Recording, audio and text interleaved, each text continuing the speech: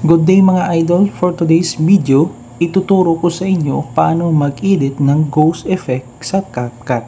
Sa bago pa bumisita sa aking page, don't forget to follow and share my video para updated kayo sa mga latest tutorial ko. Tara, simulan na natin.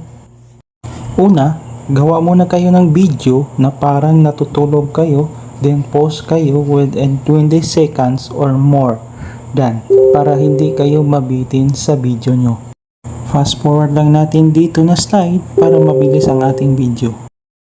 Ang pangalawang video ay mag-acting lang kayo na parang nagising at tinignan mo ang kanyong sarili na natutulog at magkunwari ka na bigla ka sa pangyayari at kaway-kaway kayo na parang naging kaluluwa na ikaw. Then open yung CapCut app. Sa wala pang CapCut, pwede ninyo i-download ito sa Google Play or sa App Store sa naka-iPhone. Open nyo na lang po new project. Then hanapin nyo na lang po yung video na ni-record nyo. Once nakita nyo na, click lang po yung add.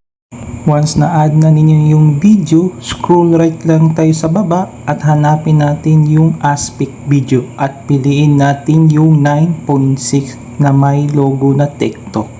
Then pagkatapos, click ninyo yung slide at scroll right, hanapin nga natin yung video na kunwari nagising tayo.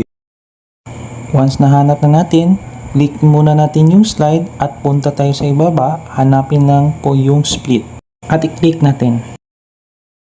Once na split na natin, hanapin lang natin yung overlay at i-click natin. I-scroll left lang natin yung overlay na slide hanggang makita natin yung timing na natutulog na tayo.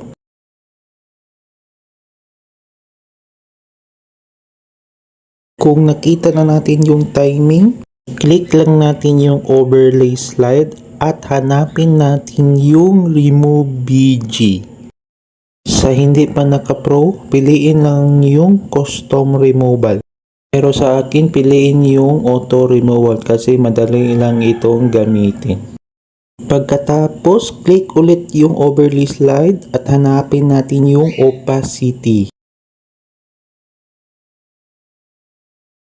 Adjust lang natin, pero sa akin yung recommended ay yung 24. Once done, see the result.